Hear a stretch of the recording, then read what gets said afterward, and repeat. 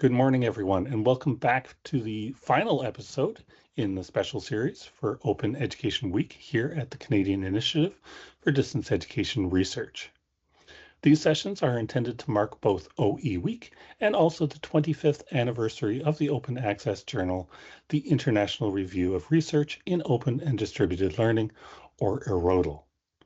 Of course, CIDER extends beyond OE Week, and following today's session, we'll return to our regular programming with a look at theories and applications of artificial intelligence from a group of researchers in Sweden coming up on April 2nd. But to return to our focus today, we started this week looking at the arguments for open access publishing with IRODL Editor-in-Chief Rory McGreal, as well as arguments for the principle of openness in scholarship and education more broadly. On Wednesday, Drs. Terry Anderson and Connie Blomgren described how that openness contributes to what Terry called the main driver of distance education, access, and Connie expanded the notion of open educational resources to include all aspects of education, from material resources to practices to journals like IRODL itself. Finally, we look at openness in the broader changing world with your presenters today, Drs. Adnan, Qayyum, and Levina, Yuen, both associate professors at Athabasca University, as they suggest some of the contributions emerging technologies can make to open and global learning. In addition to his role as associate professor, Adnan is also director of the doctoral program in distance education and associate editor of IRODL. His research includes comparing the state of open and distance education across 12 countries and has co-edited 2 books on the subject. He also consults on policy, evaluation, and online education design for international development. Levina's research focuses on the intersection of pedagogy and emerging technologies, to which she brings a decade of study and experience involving educational technologies, learning assessment, and instructional design at both the K-12 and higher education levels.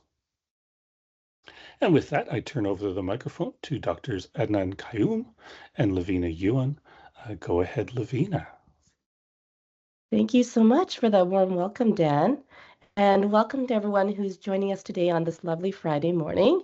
We are here to talk today about emerging technologies in international education. So we're going to quickly start off by setting the stage of defining international education and how emerging technologies have shaped education from a global context. Our plan for today is also to go through and reflect on the different technologies of the times. So starting with the internet and how that's transformed educational practices, followed by looking at mobile technologies, social media, massive open online courses in around 2012. And then we'll move on to take a look at some of the other roles that technologies played, such as video platforms, how video conference moved into the picture. And then finally, of course, we're going to end off and wrap up our conversation about artificial intelligence, which is the emergent technology right now. So with that said, we're really looking forward to hearing some of the conversations as we are learning, hopefully, from these lessons to navigate AI in education. So over to you, Adnan. Thanks so much. I really appreciate that, Levina, and thank you, Dan, for that lovely welcome. So international education itself is a term which has been used in various ways, and open and global education as well. So international education sometimes refers to education in other countries. So often it's talked about, some people who are interested in looking at either what's happening in other countries or comparing what's happening with other countries to their own education system. So that's one element of international education. A second element in which international education is used, the second way it's used rather, is internationalization. International students studying abroad or international students coming to Canada, for example, which has been a large growth in that area of international education. A huge amount of universities depend upon that. There's been changes in policies in Canada around that. Groups like CBIE, Canadian Bureau for International Education, advocate for it. Then there's internationalization at home, which is internationalizing the curriculum and the content. So there's a lot more involvement or engagement in different subject areas with what's happening in other countries, and in whatever field. It might be in science, it might be in the arts and humanities, etc. And then finally, the internationalization at a distance. And so the most immediate example that comes to mind is, for example, I have a student from Kenya who's attending a course at AU, right? So using distance technologies as a part of that international reach. And what we see with emerging technologies is it kind of starts to play a different role with those different elements of international education, and allows for some of it and changes the dynamics on some of those different elements of international education. So who offers international education? Certainly we have educational institutions. So we have, so many programs which universities themselves or schools offer in other places. And that can be, an AU or University of Calgary or whoever offering courses which other students join, or offering, sort of bilateral programs with other institutions in other countries. We have the idea of educational institutions having kind of plant branches or satellite campuses in other places. Then there's international education, which involves governments and even media organizations. So for example, All India Radio offers education, and it's a media company, but it also offers education. BBC was very important in the early stages of the Open University of the UK, and it had a substantial reach. And then finally, there's NGOs and multilateral organizations. So groups like Commonwealth of Learning out of Vancouver, which offers a lot of international education initiatives throughout the Commonwealth, the World Bank Institute, the Inter-American Development Bank, they all offer educational initiatives. And I've been fortunate to actually work with some of those different groups offering education in other countries. So that's kind of setting the stage for what we mean by international education.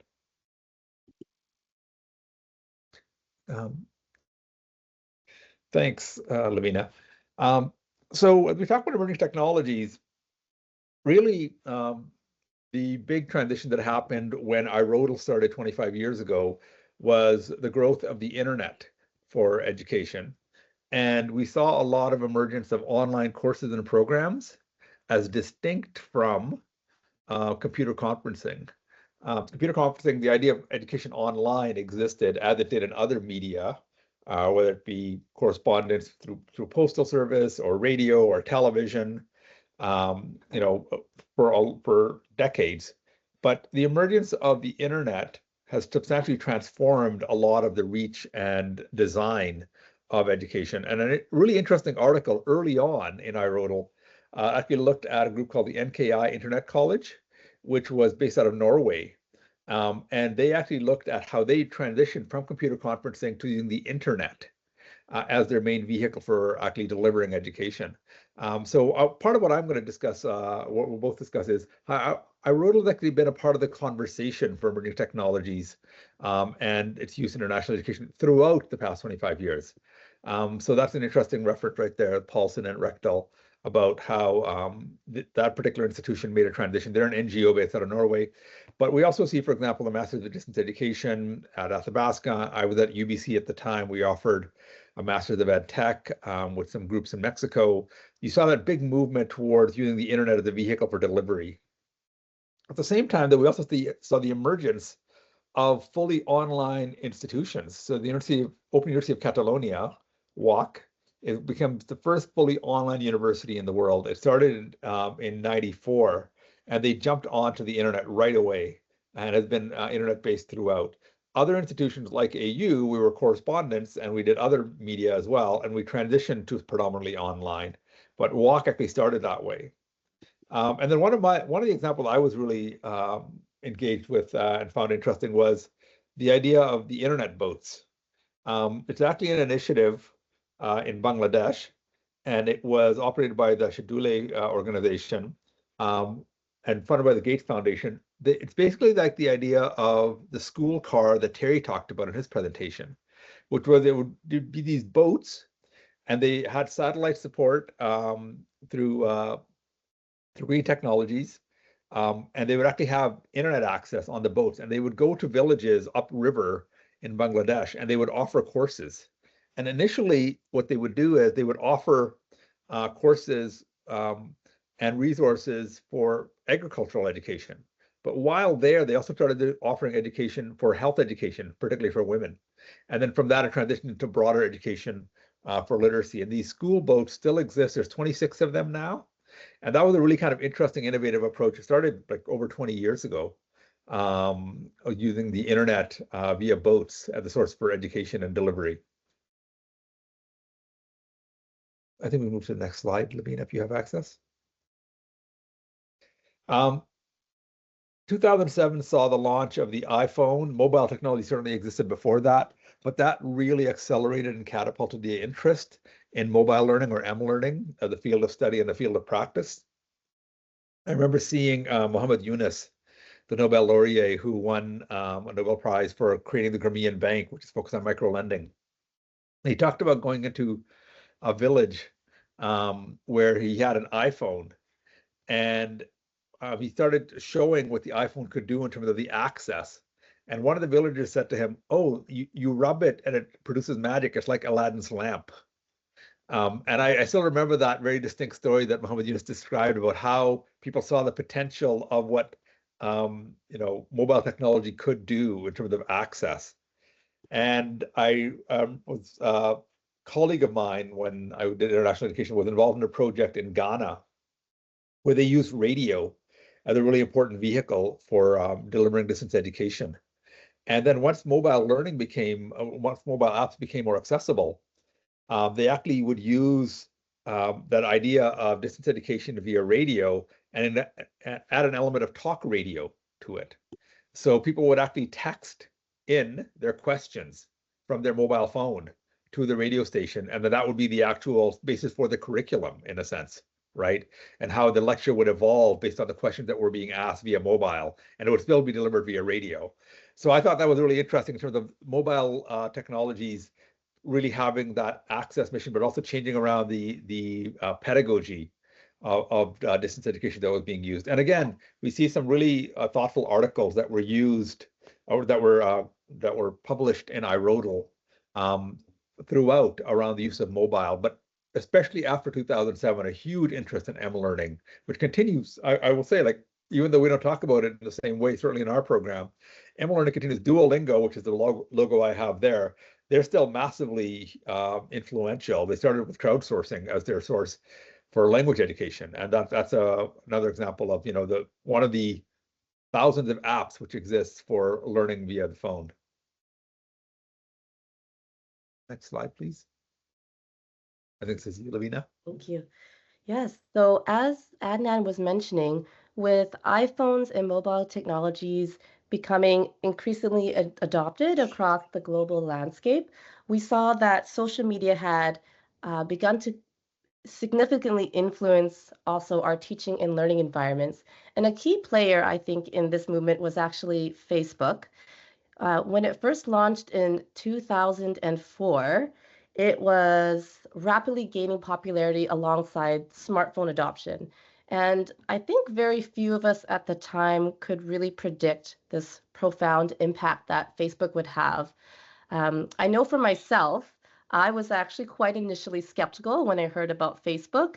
I really saw it as more of a casual platform for social interactions. And even when I saw other friends joining, I was very hesitant actually to join and even put a Facebook profile picture, because it really seemed to be a new thing to start creating a digital identity and sharing that kind of information that normally would be seen as quite personal or private. But as we saw, Facebook now has fundamentally transformed how we connect and how we collaborate with communities.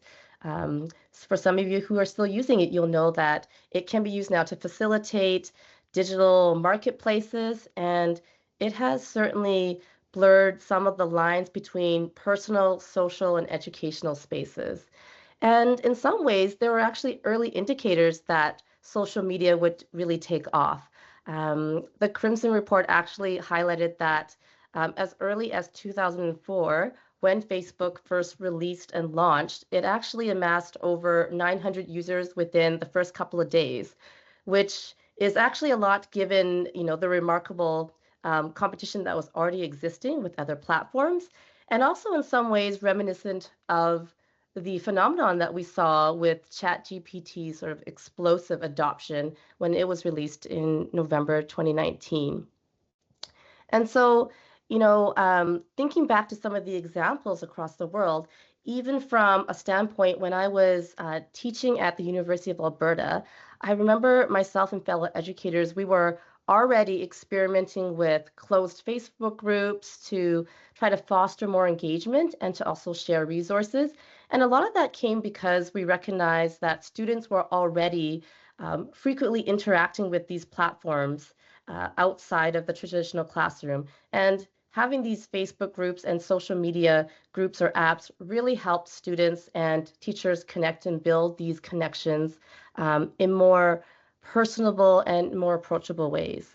At the global level, we saw that social media also really helped education in terms of accelerating knowledge dissemination.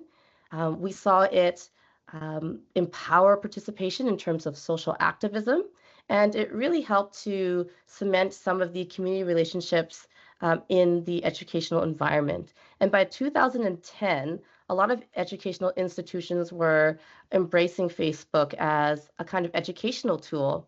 I know at UBC, for example, there's this blog post that I shared here. They were already talking about at their Center for Teaching and Learning that they were using Facebook to assist international students, for example. So thinking about how to improve cultural integration, how to boost retention rates and build those bonds among the international student community at the university campus. And we also have research that we can see Rodel if you want to do some further reading, but again, also speaks to social media and the role it has in improving academic performance, as we saw in Malaysia, and how it's being adopted in academic communities in other developing countries.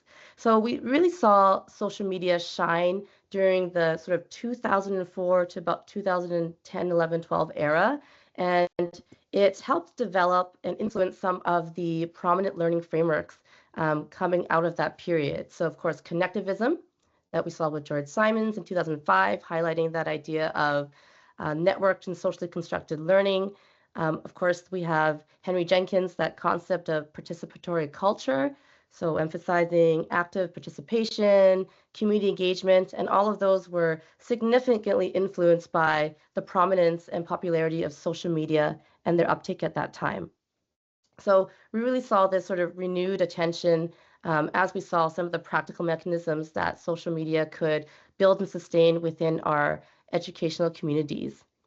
We also have, of course, other social media platforms like Twitter, or of course now X, that popularized some hashtags, and that also revolutionized professional development for educators. It really gave educators a space to connect, build those ongoing dialogues and networks among their own communities based on common interests in education.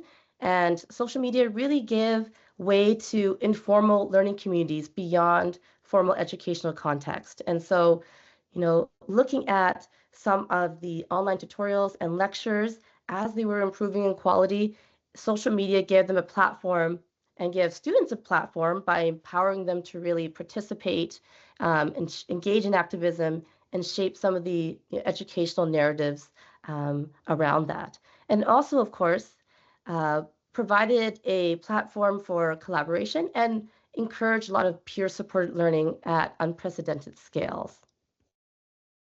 And then after social media, beginning around the 2012, we really saw the advent of massive open online courses take off and shape some of the educational landscape.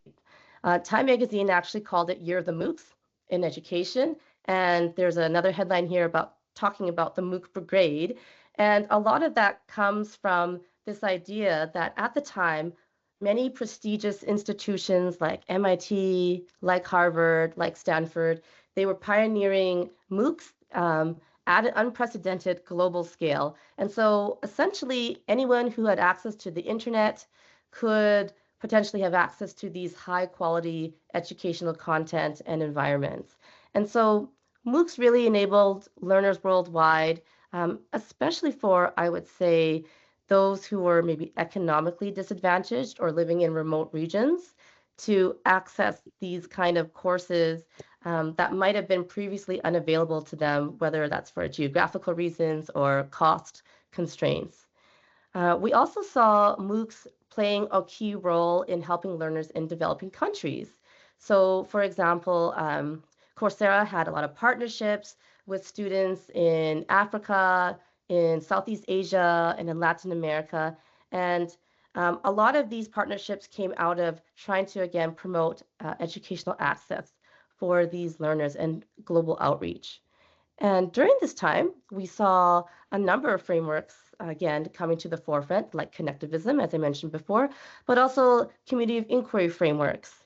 And a lot of this has to do, again, with this idea of networked learning and collaborative learning environments across international boundaries and fostering this kind of um, scalable way of open access education.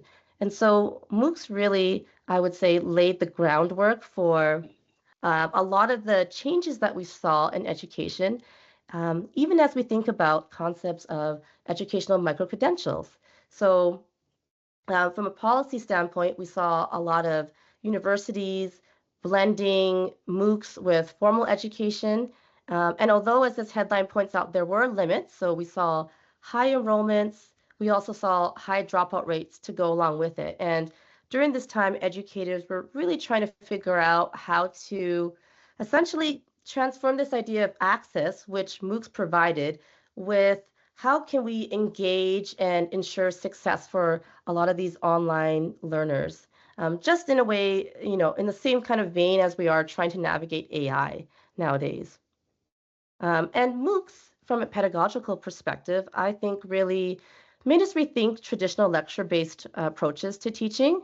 We saw that with the connectivism, we saw that with community of inquiry by our researchers here, and it really provided us a lot of insight into what successful online looked like, whether that's looking at the cognitive, social, and teaching presence. And we also saw around this time a lot of frameworks that were focused on adult learning and self-directed learning. And so those became more and more prominent because MOOC really shifted the conversation to this idea of learner autonomy and control over their own learning.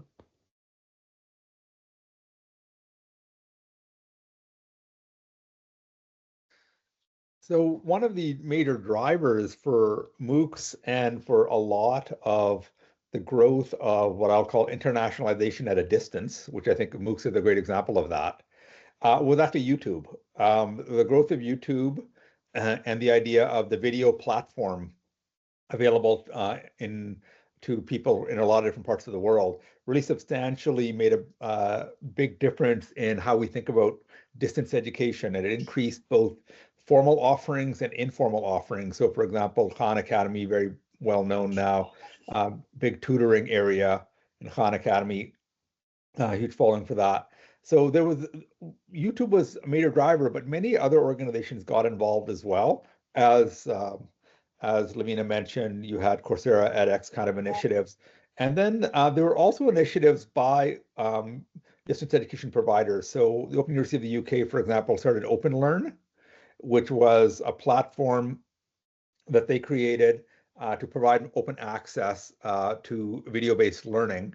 And later on, especially during the pandemic, they became crucial, and they had a massive growth in their use and became kind of one of the official spaces for pandemic education in the UK and many other countries. So the World Bank and others used them also. So we saw that video became kind of expected and used immensely.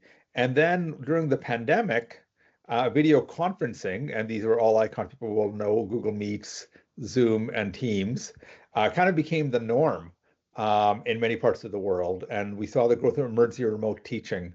And, again, iRodal has had articles throughout on these topics. But one of the things we really saw with the growth of video generally, and video conferencing in particular, was the immense bandwidth issues and the challenges that emerging technologies that are encountered with emerging technologies in many emerging countries, especially, the digital divide was very stark, and the number of people who were not able to continue in education because video conferencing was not accessible. There was a lack of digital asset and infrastructure to support this technology in so many countries. So video conferencing was a really important tool in some parts of the world during the pandemic. For other parts of the world, they were kind of left like this was not an accessible technology to help support education in many places. I think we can go to the next slide. Great. And then here we are today, present day. We're looking at artificial intelligence in education. We know that it's definitely disrupted and reshaped higher education at a massive global scale. And just as we saw earlier with, social media, MOOCs, videos expanding in education, we now see AI really kind of poised, I think, to revolutionize a lot of teaching methods and learning environments. And so if we consider, for example, tools like ChatGPT that are being used globally by educators and ourselves for, content generation, whether that's personalized tutoring or even for writing support, we can really see the kind of influence it's had on how we rethink how we can teach and learn at a distance.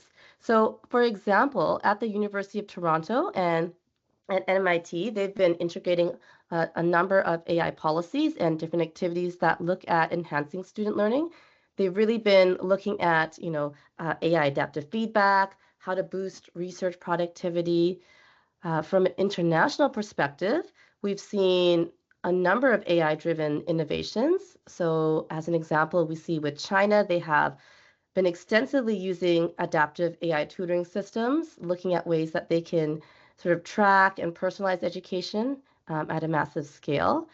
Here, I shared some examples from South Korea. They also have very ambitious plans to integrate AI-powered digital textbooks and also teaching assistants in most classrooms by nationwide by the end of this year. And those are just some examples of some of the language-focused AI-powered tools that they're using. And, when we're thinking of from a sort of stepping back from a global perspective, when I look at, Asia and Europe's approach to AI in education, one of the things I've been exploring is sort of the key differences in terms of how they're using AI. And I think a lot of it relates back to their national priorities and the different kind of governments that we've seen. So, for example, centralized control in Asia, we're seeing a trend towards them using AI to enhance student performance and that workforce readiness. And they've really been prioritizing economic competitiveness and efficiency. So those are the kind of ideas that we're seeing, the values that we see that center around AI use in education. And then we see that, of course, also in Europe, but in a slightly more, I would say, toned down approach. So, for example, in Europe, we've seen them typically prioritizing, individual rights, ethical considerations, transparency, a lot of this idea of how we can cautiously approach AI regulations and implementations in the classroom. So, for example, in Germany and France, they've really been, and also in Canada, they've introduced a number of guidelines that focus on safeguarding data privacy and looking at transparency as opposed to some of the automation and efficiency that we've seen in some of the more Asian educational systems. And so with AI, we've really seen that globally educators, while they do share a number of concerns around academic integrity and data privacy and access, there's still a lot of challenges that we face around the world. And one example is, in India, where they're still grappling with some of AI's potential benefits, but also that idea of deepening the existing inequalities that are part of the system there. And in Europe, nations are really focused on developing those frameworks that safeguard student data privacy and ethical AI use. So thinking back to these other technology shifts or eras, we can really see this other sort of recurring themes. So, for example, when MOOCs revealed the digital divide, when social media told us that we need to be cognizant of the privacy concerns and how information can be peddled in different ways and sometimes as misinformation. And so I think these historical lessons really urge us to be very proactive in addressing some of the challenges that AI is presenting. Thanks, Levina. That's very thoughtful. I think those are some crucial points. And what it makes me think about is, as we've been having this movement with emerging technologies in education, generally international education, we've had these technology adoption models, which have been a part of the conversation is, what are the technologies and should they be used in education? So, for example, we had Tony Bates's actions model, which is the idea of, what do they do for access? What do they do for costs? What does it mean for teaching and learning? What kind of interaction does it afford? What does it mean for the organization? Is it novel? And what's the speed in which you can actually use it? That was Tony's model. And Heather Kanuka wrote a review on that in our Rodel back in 2005.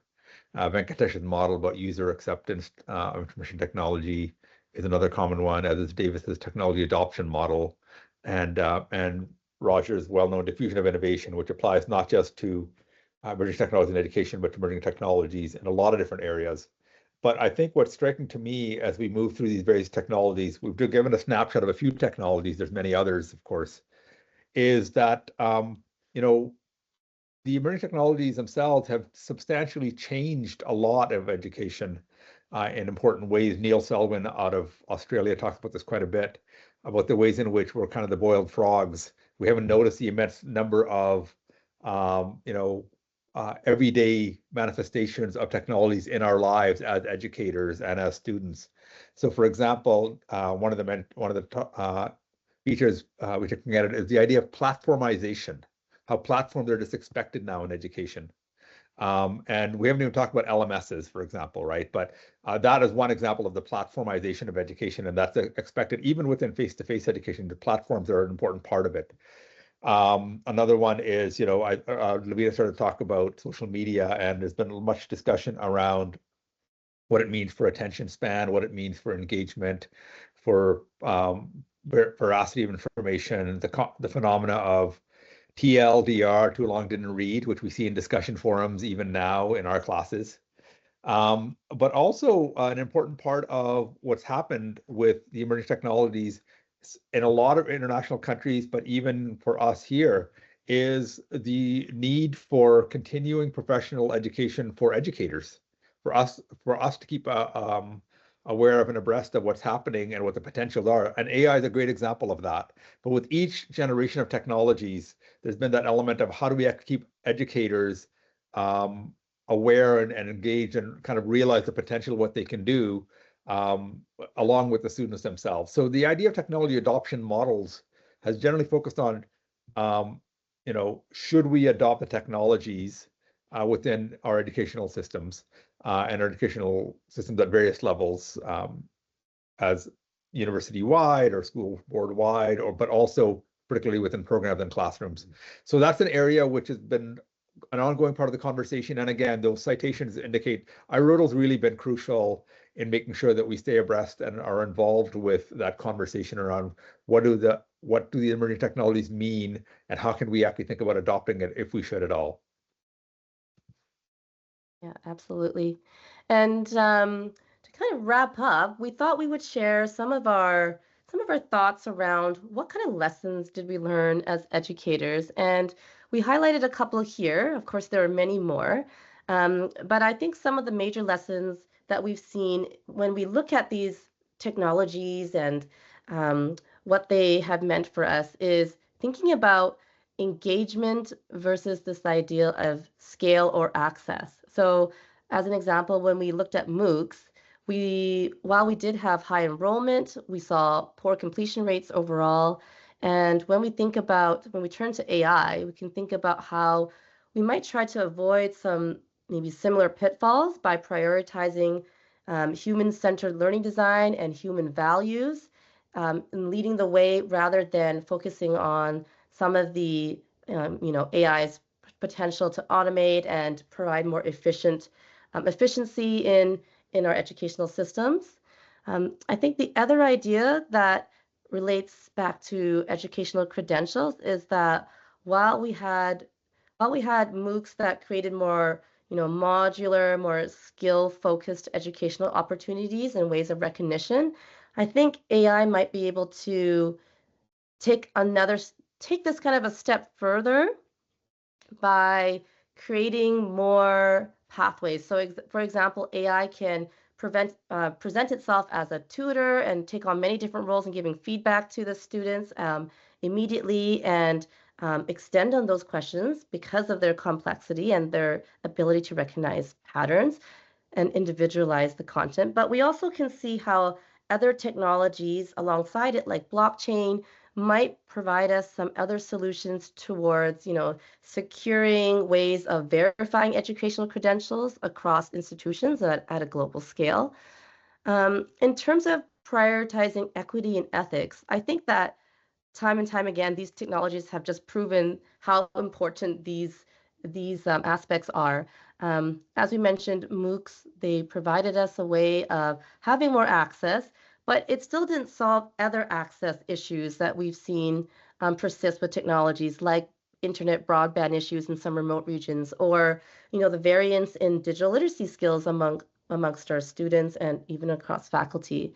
And so I think this really attests to the fact that we need to, as educators, think about how we can align AI integration, if we do decide to use it, and in what instances, in a very ethical and pedagogically sound way. So rethinking our practices, what our curricular objectives are, so that we don't accidentally, widen educational gaps and instead find ways that we can use AI to actually be more inclusive and support inclusive education.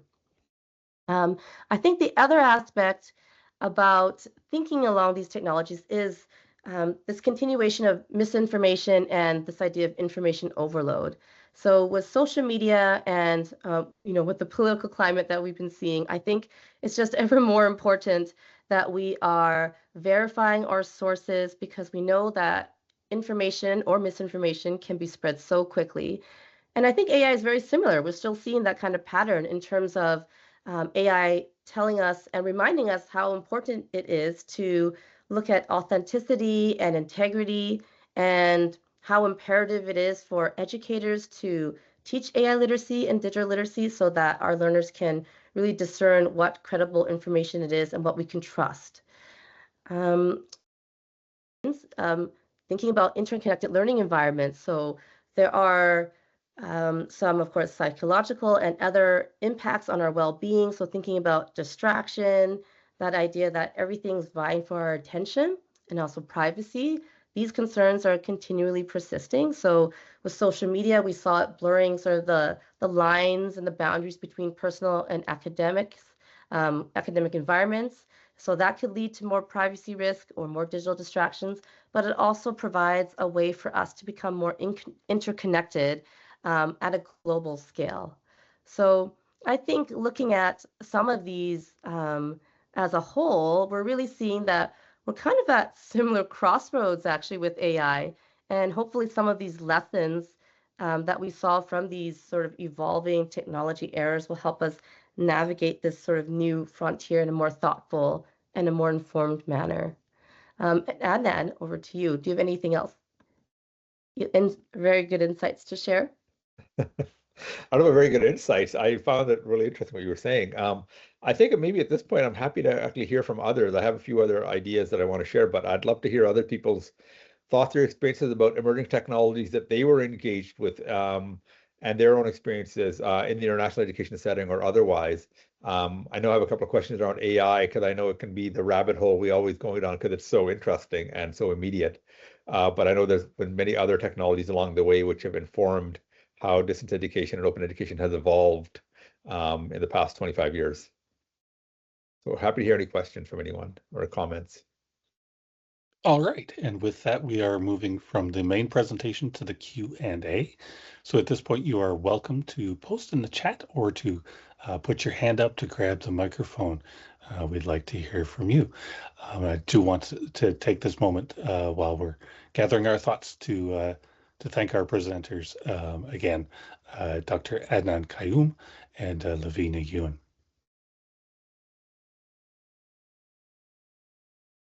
All right. So, are there any questions or I think you asked earlier, Levina, if there were experiences that can be shared as well.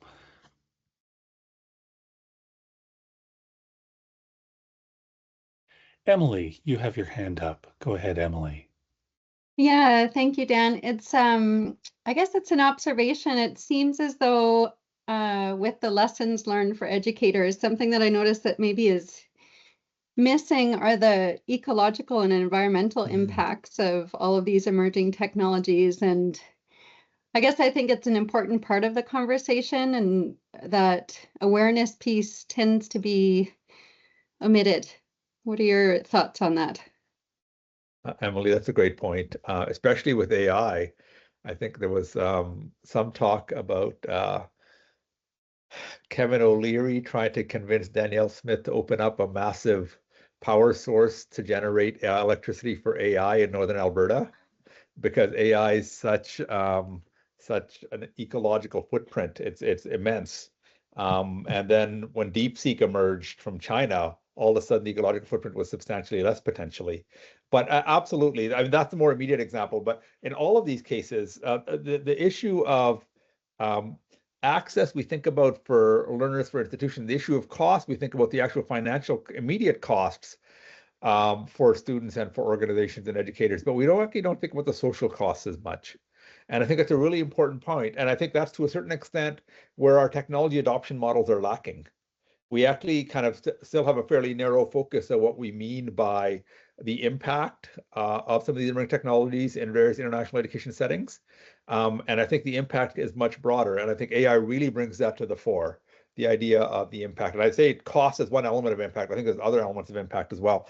But absolutely, you're right about that, Emily. I think it's AI. I know people who won't use AI because it requires so much electricity. It has such a large carbon footprint that they won't engage with it. And there's these stories coming out are about OpenAI co-owned by Microsoft and Google, investing heavily in electrical power grid sources to be able to run their AI operations. So that's a crucial point you're bringing up. Yeah, absolutely. And I think that, Emily, you brought up a good point, because we're thinking forward and about sustainability of AI and where that's going to take us. And it's interesting because I also think, in the same vein that AI has sort of perpetuated some of the issues we've seen with sustainability of other technologies, it also, in some ways, might provide a solution. And I say that because, as we saw with DeepSeek, we see that it has the potential to use much less resources, as Rory is also reiterating here. And so we're now seeing the potential with AI being, released open source, that people are developing their own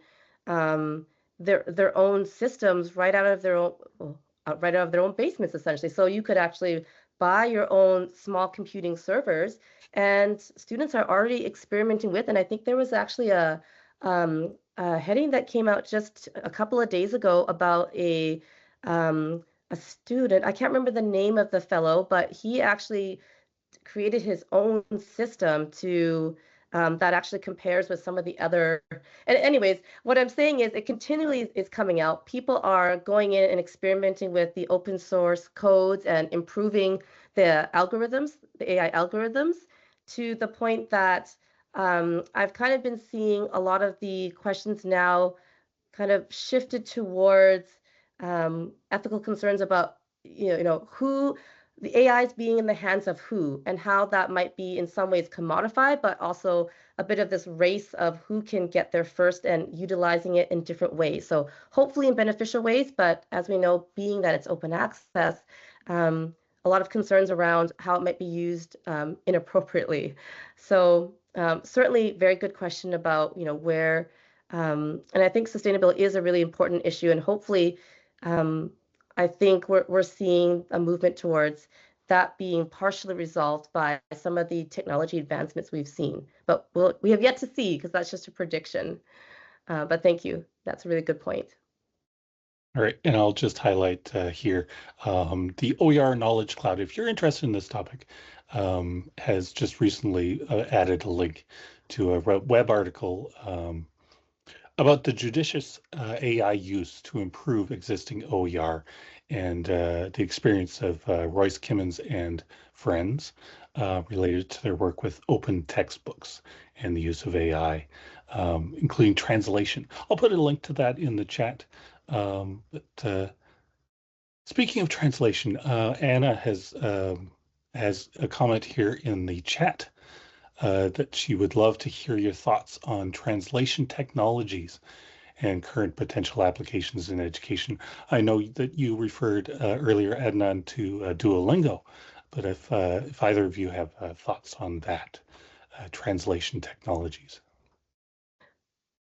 Levina, do you want to go ahead? Sure, I can jump in. So Sure. there's actually been quite a lot of research studies and projects that are going on right now, including one of mine.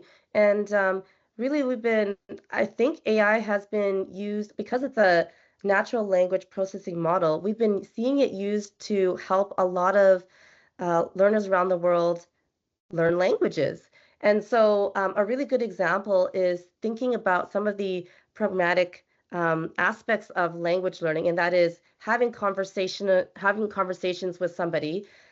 Chat bots have been a major sort of source of a tool that has been used to help with having those practice opportunities. So having those situations and scenarios where you can engage in conversing in and translating a lot of the materials.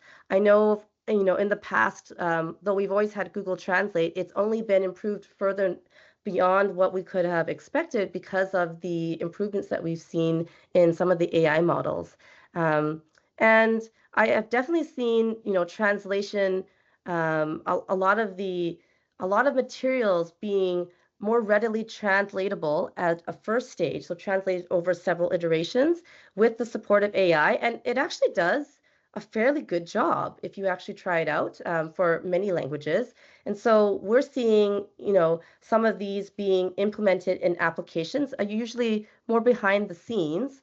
But certainly we've seen that the translations have taken more into account some of the cultural aspects of language and some of the other aspects that we see that make the translations much more effective and accurate in terms of that.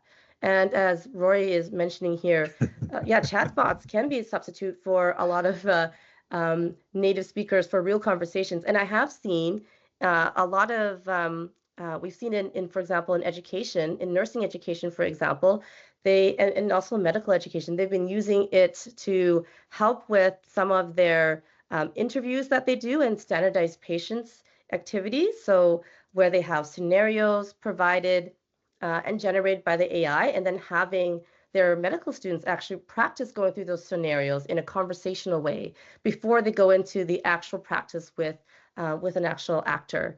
And so I think there's a lot of potential to see to use, AI in translations and in supporting some of that conversational natural language sort of educational learning that we're seeing in our spaces here. So I don't know if Adnan, you want to add a bit more to that. I'll just take it from a slightly different angle. I think a lot of the potential and the enthusiasm for the translation technologies is a lot of it's for oral language learning. I'm kind of curious about the effects on written language learning. AI is a good example of that. For example, in many cases, because AI does a lot of the writing, the text chatbots, the actual engagement with writing changes. And in some ways, the struggle with writing changes, right? So the role of one's engagement with writing as a first language learner or the second language learner is a different kind of role. And I think that's going to change the nature of how we engage with writing. In the same way that note-taking was a really important part of cognitive processing, when people would actually take notes when their professor's lecturing or something like that, and note-taking has reduced. So that's actually changed the engagement with the information from how we cognitively process that information. And I think the increasing use of AI has a lot of terrific affordances, but I think it is going to change the nature of written language learning in ways which we're still going to be discovering. Yes, we definitely saw the potential of online translation for increasing participants' confidence in posting in some of the international MOOCs that we were doing. Otherwise they may have stayed silent entirely. They were at least able to post. Whether they were relying too heavily, perhaps, on the tools, may be another question. But yes, they were able to be full members of that learning exchange. Okay, so are there any other comments, questions at this point?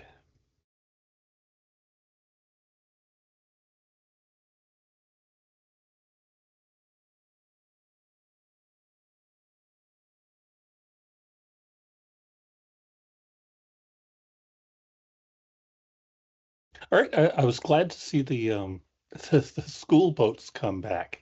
I saw a reference to them back in I guess a conference, a PCF conference a few years ago, and lost track of them entirely. But yes, a really interesting project there about bringing access basically all along the river. Yeah, it's like the mobile. When I was a kid in northern Manitoba, we had the mobile library, right? It's that kind of idea, and it continues to flourish. Like there's over 25 of them operating regularly, and it offers it from K-12 all the way up to adult continuing education on the riverside and the villages. Really terrific initiative. Yeah. Absolutely. All right. So while we have a few minutes left, I would be curious about, but either of you can respond to this one, but what you find the most interesting aspect that, for your own research in what you've talked about today, and where you think there's opportunity to explore further. Sure. Did you want to go first, Adnan, or? Sure. I think AI, maybe I'm caught up in the hype, but I think it's actually different than a lot of other technologies we've had so far. I think it actually has the potential to make a much deeper impact in the field of education, both here and in other countries. And so I think the idea generally has been that technology changes pretty quickly and students change slightly slower and learning changes slower still. Has generally been the ethos we've approached the idea of emerging technology in education. I think AI can be changing that. I think learning itself is going to be changing substantially, as we've seen with, where 15 plus years of mobile phones and people's contributions of mobile phones and attention span being more of a challenge, isolation increasing, less social engagement, etc. So I think AI, with the immense amount of affordance that it has, I think it's kind of got this leapfrog potential for changing learning, and in probably a lot of positive ways, but that's certainly an area which I think most educators in the field of DE and ed tech will have to have some connection to that, I think. Yeah, absolutely. And along those lines, I think, when we look back to early days of education and sort of the ideal kind of environment for learning, I think a lot of us had hope that we were in a situation where we have, kind of more of a one-on-one direct instruction or exchange, interaction. So, for example, being able to just have a conversation between Adnan, right, Dr. Adnan, and, another student. And so AI really offers that potential to bring us a bit closer in that respect. So being able to, sort of remove some of the issues where we're being tied up in some resources and open up opportunities to have more of that direct one-on-one time for more sort of higher level engagement and more of those closer interactions. And at the same time, I think one of the things that is on my mind is sort of this idea about AI trust. And I think that's something that's always sort of lagged behind when we think about the actual advancements we've made in terms of, technology and what AI is capable of, but also as learners and as educators, what are our values in terms of how we want to use AI, but also our comfort and trust of AI. So I think a lot of it is centered around, well, we don't know what AI does. We don't quite understand how it works. We don't know what it's capable of. It's being used in many sectors outside of education. For example, we see in the economies how that's been commodified and sort of that for-profit sector trying to influence the way that we operate when we're thinking about open education and having that access for everyone. And so I think, as we're seeing more and more AI-generated content alongside human-generated content, there's a bit of, I think there'll be an ongoing sort of trust concern about what kind of information is out there, whether or not it's authentic, and how can we sort of navigate that idea of, whether or not AI is doing a good job of representing our authentic sort of values as humans, and as, how we want to teach and learn. And so, again, bringing back sort of the human values for us, even though we are being supported by these sort of AI companions. Yes, very confident AI companions Mm-hmm. that believe that they do in fact know what they're talking about. Yes.